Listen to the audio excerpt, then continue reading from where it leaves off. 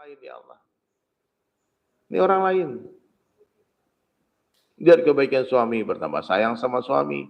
Lihat kebaikan istri bertambah sayang kepada istri. Kenapa kita benci? Kenapa terjadi perceraian? Karena sudah mulai fokus kepada keburukan. Lihat keburukan. Memandanglah sebagaimana Allah memandang hambanya. Seringkali asbab satu kebaikan, Allah menghapus semua keburukan. Ya, tapi manusia memang kadang-kadang begitu, Pak. Asbab satu keburukan, dihapus semua kebaikan. Gak ada kebaikan di dirimu ku nampak katanya. Sejak aku menikah denganmu susah hidupku. Nah, itu perempuan-perempuan jahat. Ada perempuan yang jahat. Makanya kenalkan agama. Kau begitu gimana? Istriku begitu cerewet istriku, Pak. Udah sabar. Kata Imam Ghazali rahmatullah alaih, hampir semua wali Allah, dia menjadi wali asbab sabar menghadapi istrinya. Ya Pak, sabar ya. Perempuan itu memang bengkok, Pak. Perempuan itu, wanita itu, istri itu Pak, kritikus terpedas bagi suaminya, namun supporter siap mati. Jadi istri ini kritikus terpedas, supporter siap mati. Nggak percaya coba aja Pak. Kalau ada orang ganggu-ganggu ente Pak, dikejar sama dia Pak. Jangan kau ganggu laki kau. Benar Pak. Kalau mengkritik pahit, memang pahit Pak. Nah, makanya hadirin sekalian perempuan-perempuan jaga lisanmu, jangan sampai kalian meninggalkan dunia sementara suami tak ridho. Aduh, bahaya itu Pak. Syarat wanita masuk surga itu apa? Ridho suami. Tapi suamiku bodoh. Ridho suamimu yang bodoh itu. Suamiku miskin Ustaz. Ada bilang gitu. Ridho suamimu yang miskin itu. Ada. Ya, Pak. Ada kemarin saya live sama Habib. Kata Habib itu, aku kalau sejak menikah dengan istriku, tidak pernah aku suap makanan sendiri kalau di rumah. Kalau aku di rumah pasti istriku suapi aku makan. Ada yang komen, apa Habib sakit, Bib? Bukan sakit, ini mahabbah, sayang. Nah, kita juga suapin istri makan. Kapan terakhir suap-suapan sama istri? Serius ini, bukan bercanda Pak, ini serius. Kapan terakhir suap-suapan sama istri? Makan berjamaah, makan satu nampan, satu piring berdua. Sapi apa yang paling romantis? Sepiring berdua. Paham? Kapan? Nanti pulang dari sini, antum suap-suapan berdua. Kebiasaan Rasulullah setelah menyuapin istri-istrinya, Nabi SAW hadir mulia mengambil jemari istrinya, kemudian membersihkan sisa makanan di jemari istri dengan mulut beliau. So sweet nggak Pak? So sweet nggak? Ada nggak laki-laki yang memperlakukan wanita seperti itu? Rasulullah SAW sebaik-baik suami, sebaik-baik contoh uswah pimpinan. Nabi SAW hadir mulia. Tak pernah melukai hati istri-istri. Memperlakukan istrinya semua. Semua istri Nabi merasa dia yang paling dicintai oleh Nabi. Kok istri kita satu aja nggak merasa dicintai, gimana ceritanya Pak? Antum di luar kayak wali, di rumah kayak monster. Marah-marah terus. Cobalah saya sekali antar istri ke perawatan. Antarkan dia semua. Sayang, ini abang ada duit, ayo kita ya. Kita kamu biar tambah glowing, cantik dikit ya sayang. Ayo, nggak apa-apa bang. Kata Ibnu Abbas radhiyallahu anhu, aku suka berdandan untuk istriku, sebagaimana aku suka melihat istriku berdandan untuk aku. Ini sibuk istri kita ngurus anak kita, Pak. Nggak ada waktu dia ngurus dirinya. Sementara antum pergi ke kantor, perempuan-perempuan pakai parfum cantik, berdandan, extension matanya Pak, 2 cm matanya. Panggil abang, Ustadz, aduh, istri di rumah suntuk Pak. Ajak dia rihlah jalan-jalan. Maka khuruj fisabilillah masturah ini adalah salah satu cara menghibur istri. Nanti kapan-kapan ajak istri antum ke Amerika. Ana itu Pak, pemandangan yang paling menarik, yang paling menggetarkan jantung hati Ana selama Ana hidup di dunia ini Pak. Ketika melihat rombongan jamaah masturah berjalan Pak di airport. Jamaah masturah bergandengan tangan suami istri, 6 pasang, 7 pasang di airport Pak. Meskipun ada Sahrukhan di sana Pak. Orang nggak lihat Sahrukhan Pak. Orang lihat kalian. Kalianlah bintang-bintang itu. Kitalah bintang-bintang itu. Pakaian yang terindah di dunia pakaiannya Rasulullah. Wanita-wanita bernikah, bercadar, menutup wajahnya, menutup matanya. Mereka berkilauan Pak. Bercahaya memancar ke seluruh penjuru alam. Maka terangkan dunia dengan pakaian-pakaian hitam itu. Hingga wanita-wanita itu lagi jadi fitnah. Salah ya? Ajak istri jalan-jalan. Suatu hari nanti keluar Masturot ke Paris. Sehingga kita bisa ajak istri kita jauhlah ke Menara Eiffel. Ajak istri kita jauhlah ke Gunung Fujiyama. Ajak istri kita jalan-jalan ke Australia. Ajak istri kita jalan-jalan ke pulau-pulau terpencil menyeberang samudra. Saya pernah keluar Masturot Pak, sama Haji Abdi, sama Ustaz Lutfi dulu ke Ternate Pak. Waktu itu kita menyeberang lautan, naik speedboat Pak. Baca ta'lim di depan itu. Pas lagi bayangin ta'lim yang Nabi katakan sungguhnya di akhir zaman nanti akan ada umatku yang menyeberangi lautan. Lalu mereka duduk di atas kapal seperti anak-anak raja yang sedang berlibur. Seperti anak-anak raja yang sedang berlibur. Maka khuruj fisabilillah adalah rihlahnya umat Islam, umatku kata Nabi. Rihlahnya umatku kata Nabi.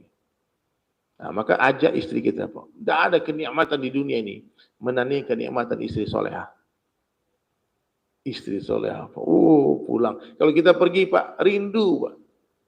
Aduh, pengen pulang, kapan pengen jumpa yang, aduh, kayak kasih hatiku, jantung hatiku.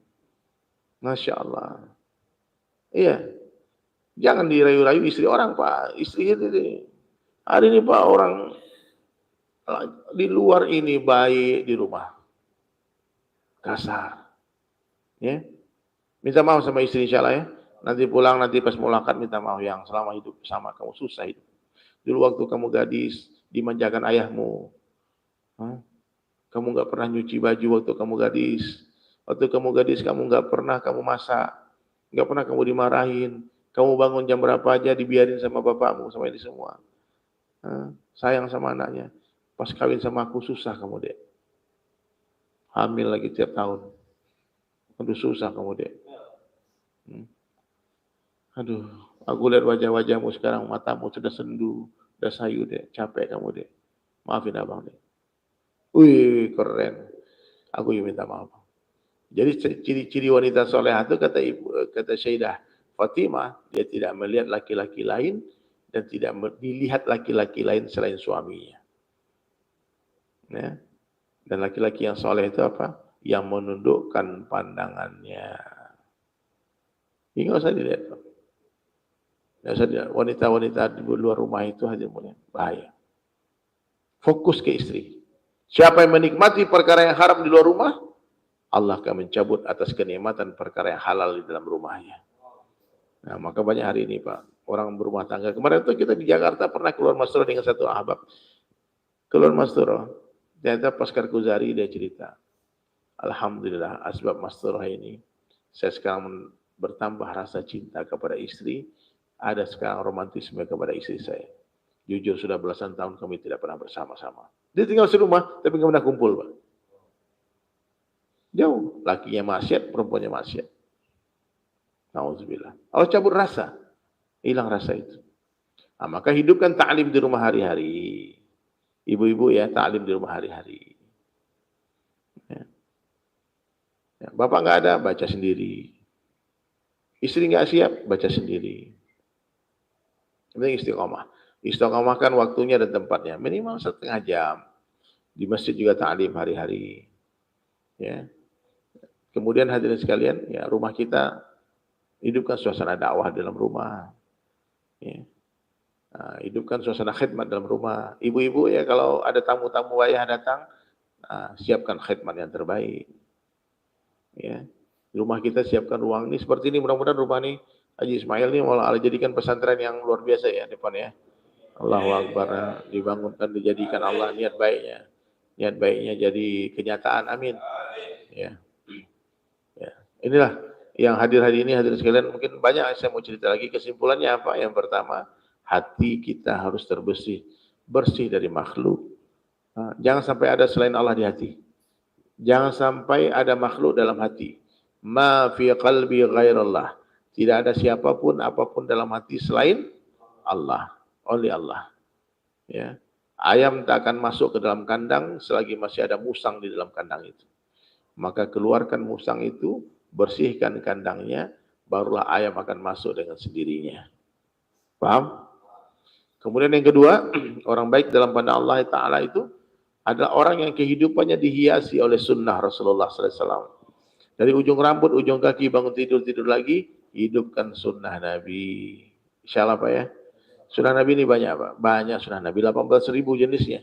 Tak mampu kita menghidupkan sunnah 100%, jangan tinggalkan 100%. Amalkan semampunya. Kemudian yang ketiga hadirin sekalian, yang perlu kita perbaiki, sholat kita. Jagalah kekhusyukan sholat kita. Jangan sampai hadirin sekalian, ya, sholat kita tidak tertib. Laki-laki ini sholat mesti 5 waktu berjamaah di tempat azan dikumandangkan. Kalau kita tukang, pas mau masang batu bata, sudah di tangan batu bata itu. Tinggal satu lagi, ini selesai bangunan. Dengar azan. Allahu Akbar, Allahu Akbar. Taruh batu bata itu. Tidak usah dimasukkan. Simpan. Ya. Kalau kita nyangkul di sawah, di atas cangkul itu, Allahu Akbar, letakkan cangkul itu. Jangan jatuhkan lagi ke tanah. Paham maknanya? Jangan ditunda-tunda ke masjid. Kalau lagi meeting, Allahu Akbar, Allahu Akbar, berhenti meeting. Selesai. Lagi transaksi, Allahu Akbar, Allahu Akbar, katakan maaf. Saya ke masjid dulu. Ayo kita ke masjid dulu. Oh, batal nih Pak. Enggak apa-apa. Kau beli tempat lain sih. Bisa nggak kayak gitu Pak? Bahkan kata Masyaikh, azan itu dikumandangkan untuk memanggil para pencinta dunia yang sudah waktunya sholat masih di pasar. Karena para pencinta sejati tak perlu dipanggil, dia sudah datang. Sebelum azan, semua orang mukmin sudah duduk di masjid, tahiyatul masjid menunggu azan itu datang. Jadi kalau kita masih mendengar azan di luar masjid, berarti kecintaan kita kepada dunia masih menggebu-gebu. Ya. Insyaallah ya, diperbaiki sholatnya. Orang yang memperbaiki sholatnya, dia sedang memperbaiki kehidupannya. Orang yang memperbaiki sholatnya sedang memperbaiki kehidupannya. Wanita sholat di awal waktu, jangan ditunda-tunda. Nah, kemudian hadirin sekalian, itu mati Bang, tolong matiin. Live-nya mati itu. Nah, tolong diinin. Tutup ya, bawah ya. Yes. Nah, jadi hadirin sekalian, ya. Maka perlu ilmu. Kalau tanpa ilmu kita nggak semangat Pak. Tanpa ilmu kita nggak semangat. Betul nggak? Orang kalau nggak tahu fadilah amal, dia nggak semangat beramal. Kenapa Ahbab ini semangat-semangat beramal? Kita hari-hari baca ta'lim, kita fadilah amal. Oh, kisah-kisah sahabat, fadilah sholat, fadilah tabligh, fadilah zikir, fadilah Al-Quran, tahu. Orang kalau nggak tahu fadilahnya, dia nggak semangat. Contohnya saya bilang nih, Bang, semuanya, di depan rumah ini, Pak Haji ini, ada batu besar tuh. Sebesar truk. Kalian geser batu itu nanti semua ya. Tolong digeser batu itu. Insya Allah semua siap? Insya Allah siap. Bisi-bisi. Apalah perintah ini nih? Geser batu sebesar truk. Allah, digeser batu. Malas-malasan geser. Terus bilang, berat Bang. Nggak bisa kegeser Bang. Tapi kalau saya kasih tahu, jamaah, di bawah batu itu ada emas 10 kilo. Ada uang 10 M. Kira-kira gimana Pak? Lari Pak, belum diperintah Pak, lari semua Pak. Belum ada perintah geser tuh Pak. Kita pasang satpam tuh, itu satpam dihajar Pak. Digebukin satpam rame-rame Pak. Hah? Karena tahu fadilahnya.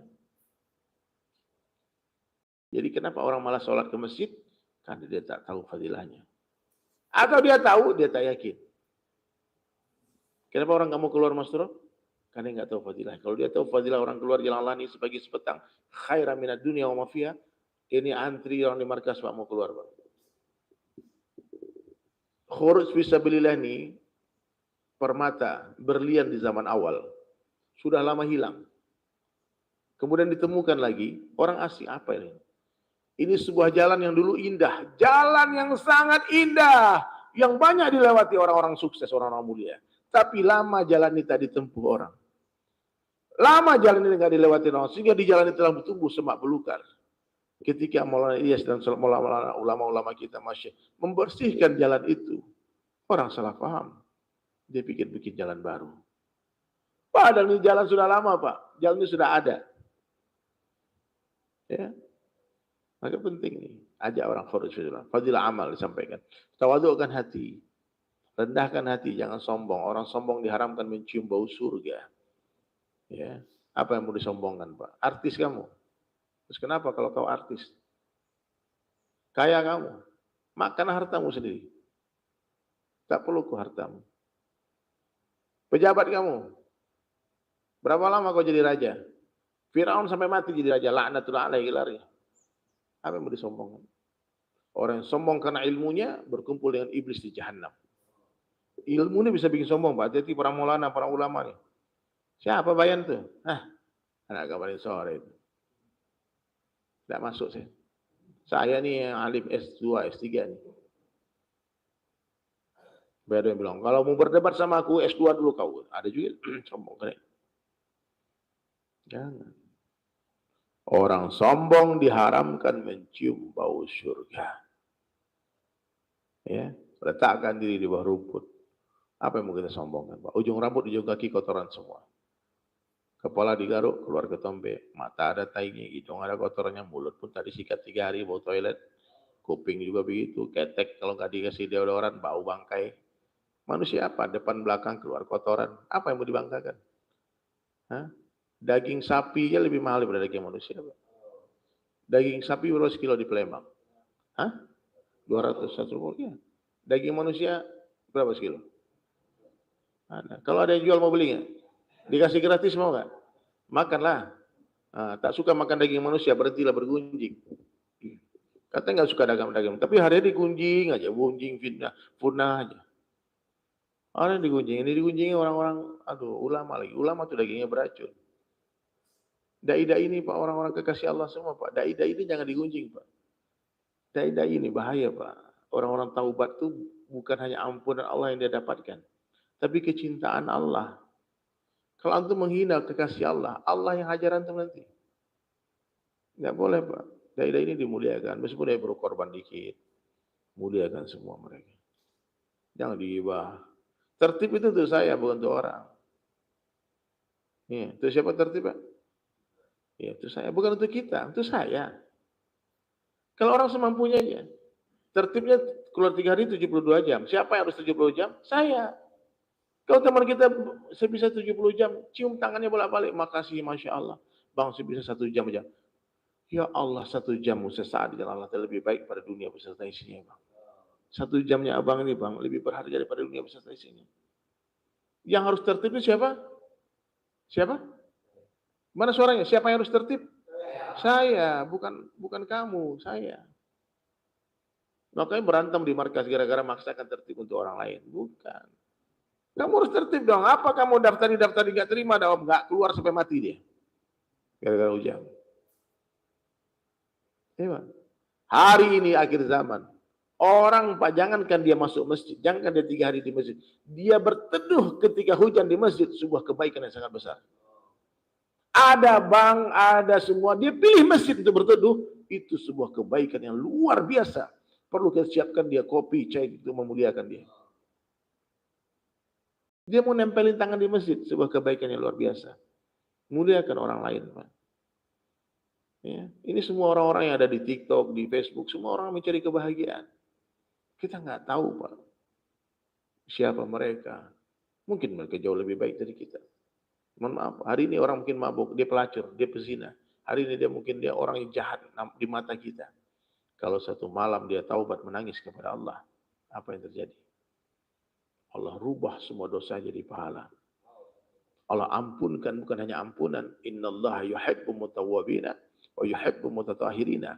Allah mencintai orang-orang yang bertaubat dan mencintai orang-orang yang mensucikan diri. Allah cinta, makanya jangan remehkan para pendosa. Stop, cukuplah. Aib-aibmu menghentikan lisanmu untuk bicarakan aib orang lain. Lihat orang itu lihat kebaikan saja. Allah bagi kita 2 mata. Satu mata senantiasa melihat kebaikan orang lain. Satu mata melihat keburukan diri sendiri. Jangan buruk orangnya dilihat. Lihat kebaikan orang. Nah, maka teman-teman, sebelum kita mati, pastikan kita jadi orang baik. Insyaallah ya. Nah, istri kita jadi orang baik juga. Insyaallah ya. pulang-pulang nanti dari 3 hari, usahakan Pak memeluk istri 20 kali sehari. Siap? Dipeluk, sayang-sayang, dia belai, dicium ubun-ubunnya. Minta maaf hari-hari. Istri juga begitu. Para wanita, kau dengarkan baik-baik ya. Ibu-ibu, dengar baik-baik. Ya. Jangan kurang ajar sama suami. Meskipun suami itu miskin, dia tak setinggi Anda sekalian sekolahnya. Tapi syarat para wanita masuk surga adalah ridho suami. Dan hebatnya lagi, seluruh pahala suami otomatis mengalir ke buku catatan amal istri tanpa diniatkan. Tanpa diniatkan masuk semua. Dan semua dosa istri akan Allah tanyakan pertanggungjawaban kepada suami. Kalau kita sudah ajak dia tak mau, kita terbebas dari hisab. Tapi kalau kita tak ajar di agama anak istri kita, dia akan menjadi masalah besar buat kita di akhirat. Ya. Jadi dosa istri mengalir kepada suami, pahala suami mengalir kepada istri. Sungguh malang seorang wanita yang punya suami tak mau beramal dan tak pandai beramal. Ya, pandai cari duit aja, yang diisi cuma rekening bank saja, rekening amal tadi isi. Malang. Nah, maka kata Nabi, kalau boleh manusia sujud kepada manusia, niscaya aku perintah para wanita sujud di kaki suaminya. Jangan tinggikan nada suaramu kepada suamimu. Jangan tinggikan. Muliakan suamimu. Ya. Ya. Kalau mau marah-marah, berdua saja. Jangan hinakan dia dengan mencaci maki suami, memerintah suami di depan orang banyak. Jangan. Jaga marwah. Jangan. Hati-hati kadang-kadang perempuan, dia lost nih. Dia permalukan suaminya. Suami nggak marah. Maka urusan perceraian diserahkan kepada suami. Karena kita laki-laki ini memang sedikit berbeda onderdilnya dengan perempuan. Cara berpikirnya. Kalau perempuan, kata Nabi dalam satu hadis yang sahih, kalau urusan perceraian diserahkan kepada wanita, niscaya dia akan ceraikan suaminya 50 kali sehari. Ini Pak, kalau tanya hati perempuan dia lihat muka kita muak Pak, maka pergilah 4 bulan Pak. Ya. Tiap hari apalagi jenggot makannya banyak, kentutnya itu semua mandi malas. Dia jengkel lihat kita Pak. Tapi kalau sekali-sekali kita tinggalkan dia, datang kerinduan. Manalah Pak jenggot di kapan pulangnya. Tapi kalau tiap hari di rumah Pak, tiap hari kita di rumah, bosan perempuan lihat kita. Dia bangun tidur nampak lagi kita, dia lagi katanya. Ya Allah, ini ibadah yang terpanjang nih, ibadah terpanjang, memang sabarku terpanjang ini. Iya Pak ya. Maka ahbab-ahbab ini saya ingatkan. Ingatkan Pak, kita ini harus pandai-pandai menjaganya. Jaga kebersihan diri kita. Banyak-banyak berdandan, bersoleh. Pakailah cilak mata tuh biar tambah ganteng dikit. Ya. Siwak tuh dipasang terus biar wangi mulutnya. Betul Pak. Deodoran dipakai biar nggak bau ketek. Kadang-kadang ahbab kita ini diusir, ditolak di masjid-masjid Pak. Bukan karena apa-apa.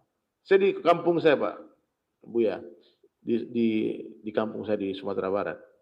Jadi saya diusir di satu masjid Pak. Saya diusir satu masjid. Lalu setelah kita tabayun, akhirnya jadi sayang lah orang masjid. Ayo bolehlah Ustaz Dery, kawan-kawan boleh masuk sini. Tapi awalnya ditolak. Lalu saya tanya, kenapa ditolak Pak? Dia bilang, maaf Ustaz katanya. 4 bulan yang lalu, ada kawan-kawan Ustaz masuk ke masjid ini. Minta maaf sekali katanya. Sampai sekarang bau badannya masih ketinggalan di masjid. 4 bulan masih ketinggalan bau keteknya Pak. Amir, tugas ente Amir. Nanti pulang ini angkat ketek semua jamaah ini. Buka bajunya. Kalau ada bulu keteknya cabutin semua. Antum ke India, Pakistan, Bangladesh Pak. Coba buktikan kata di mana. Antum mandi coba di kolam atau di sumur. Kan kita mandi di luar tuh Pak. Kalau kita angkat gayung, nampak bulu ketek, itu orang India Pak. Lari-lari ke rumahnya ngambil gunting Pak. Dia ngambil cukuran. Sunnah nih gitu. Bagi mereka aneh ada orang Islam pakai bulu ketek. Kok ente ahbab berbulu keteknya gondrong kayak gitu, gimana ceritanya? Lihat kukunya, ada yang panjang nggak kukunya? Siwa ada siwa. Nah itu Pak, nanti ketemu istri, ente bersih-bersih dulu. Berdandan yang terbaik. Pakai parfum yang terbaik. Jangan nyong-nyong terus dipakai. Ini ketemu istri pakai Hajar Aswad yang kuat itu, Pak. Kita pernah, Pak, mohon maaf, di Jakarta, beli parfum yang murah-murahan di belakang itu, Pak, di belakang markas itu, yang botol-botol itu. Kawan pakai banyak lagi. Kita naik mikrolet, Pak, turun orang semua, Pak. Betul, Pak. Betul, Ustaz. Ini kisahnya turun ibu-ibu semua. Nggak kuat deh katanya, aduh, mati lah kayak gini katanya. Sorban udah besar, mata sini, nggak senyum, ketek bau, aduh, sempurna, sudah benci orang ke dakwah nih. Siapa ya? Inspeksi mendadak, periksa semua. Nah, ibu-ibu juga gitu, master-master juga begitu. Ya.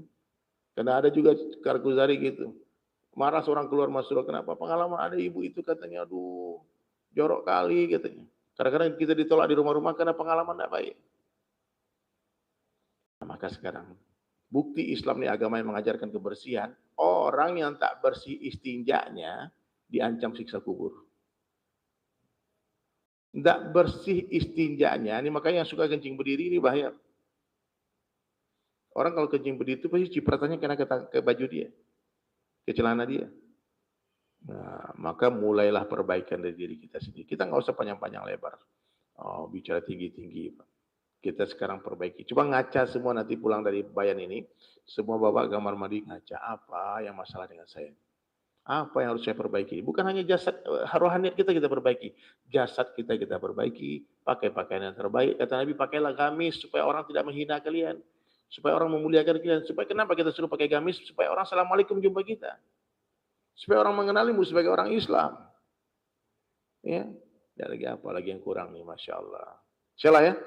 Ya, jadi yang masih suka berasap-berasap merokok, siwa harus diperbanyak. Siwa harus diperbanyak. Siwa ini jangan remehkan, Bang. Saya bisa bayan ya. Dengan siwa itu satu jamaah Bangladesh selamat dari tangkap dituduh teroris ini di New York dulu. 9 September.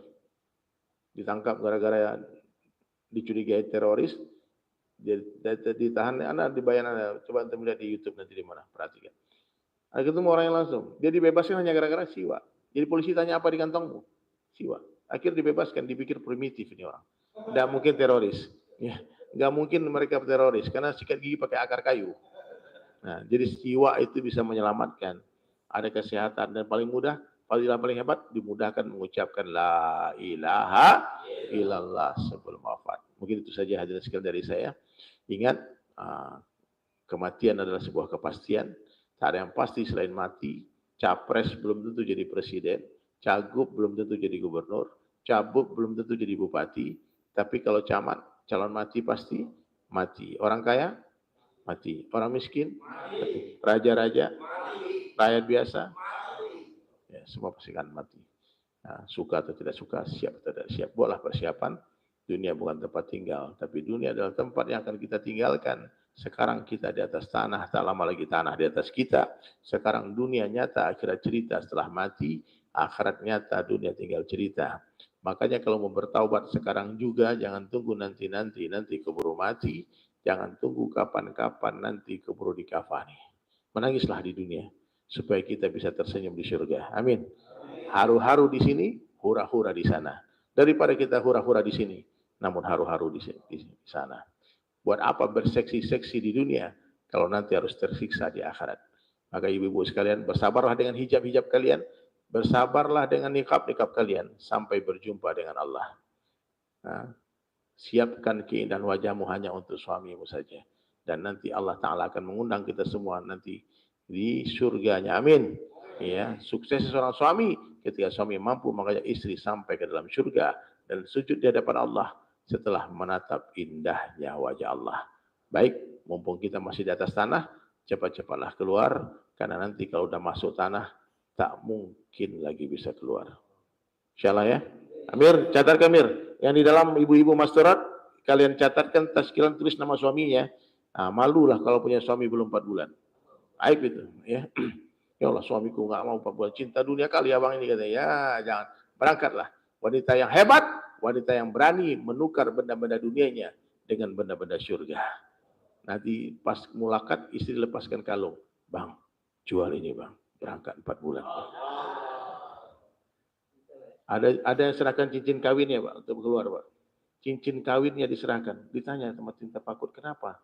Kami ingin pernikahan kami abadi sampai ke surga. Allah, so sweet nggak Pak? So sweet. Wah, baik, sekarang insya Allah kita berdoa. Allahumma shalli ala Muhammad wa ala Muhammad kama shallaita ala Ibrahim wa ala ali Ibrahim wa barik ala Muhammad wa ala ali Muhammad kama barakta ala Ibrahim wa ala ali Ibrahim fil alamin innaka Hamidum Majid. Allahumma ighfir lil muslimin wal muslimat wal mu'minin wal mu'minat al ahya minhum wal amwat ya ulal walid ya akhir al akhirin ya dzal qatimati rahim al masakin ya arhamar rahimin. Ya Allah ya Rahman ya Rahim, kami duduk di majelis ini ya Allah. Ya Allah, ampunkan dosa-dosa kami, dosa kedua orang tua kami ya Allah, dosa kedua umat Islam seluruh dunia ya Allah, yang hidup atau telah meninggalkan dunia ya Allah. Orang tua kami yang telah meninggal dunia, lapangkan kubur mereka ya Allah, dan muliakan mereka di sana, sayangi mereka sebagaimana mereka menyayangi kami waktu kami kecil ya Allah. Ya Allah, tambahkan hidayah di hati kami ya Allah, jadikan diri kami asbab hidayah ya Allah. Ya Allah, kami ini pendosa ya Allah, dosa kami menggunung tinggi ya Allah. Kami khawatir, takut kalau kami mati kami tak selamat ya Allah. Tolong tutupi aib-aib kami ya Allah. Ya Allah, bila ada yang sakit di majlis ini, angkat penyakit kami ya Allah. Bila ada yang sempit, lapangkan hidup kami ya Allah. Bila ada yang berhutang ya Allah, lunaskan hutang-hutang kami ya Allah. Ya Allah, anak kami jadikanlah anak yang soleh dan soleha ya Allah. Alim dan alimah, dai dan dai, hafiz dan hafizah. Ya Allah, pasangan kami ya Allah, jadikanlah pasangan yang sayang kepada kami ya Allah, yang memuliakan kami ya Allah, yang menutupi aib-aib kami ya Allah. Ya Allah, ya Rahman, ya Rahim, Engkau Maha Tahu ya Allah, Maha Melihat ya Allah. Berkahi rezeki kami ya Allah, pilih kami menjadi da'imu ya Allah, hantar kami ke ujung-ujung dunia ya Allah. Ya Allah, ya Rahman, ya Rahim ya Allah. Ampun ya Allah, ampuni kami semua ya Allah. Ampuni kedua orang tua kami ya Allah, guru-guru kami ya Allah, masyayikh-masyayikh kami ya Allah. Ya Allah, ya Rahman, Engkau Maha Tahu ya Allah, apa yang ada di dalam hati-hati kami semua ya Allah. Berikan semua hajat hidup kami ya Allah. Ya Allah, hajat kemudahkan ya Allah hidup kami ya Allah. Hidupkan kami dalam keadaan mulia, matikan kami dalam keadaan mulia, matikan kami dengan husnul khatimah. Ya Allah, kami bermujahadah di dunia sementara ini ya Allah, ingin berjumpa Nabi di surga ya Allah. Kami ingin minum air telaga Kautsar di telapak tangan Nabi sallallahu alaihi wasallam ya Allah. Tolong ya Allah, hantarkan, izinkan kami menatap wajah Rasulullah melalui mimpi-mimpi kami ya Allah. Hantar Nabi ke dalam mimpi kami ya Allah. Hantar Nabi ke dalam mimpi kami ya Allah. Ya Allah, ampun ya Allah. Ya Allah, sisa umur kami tak tahu kapan kami akan tinggalkan dunia ya Allah. Hidupkan kami ya Allah dalam keadaan Islam, matikan dalam keadaan Islam. Matikan kami dengan la ilaha illallah. Ya Allah, niat kami yang untuk berangkat dakwah mudahkan ya Allah. Rabbana atina fid dunya hasanah wa fil akhirati hasanah wa qina azabannar. Subhan rabbika rabbil izzati amma yasifun wa salamun alal mursalin walhamdulillahi rabbil alamin.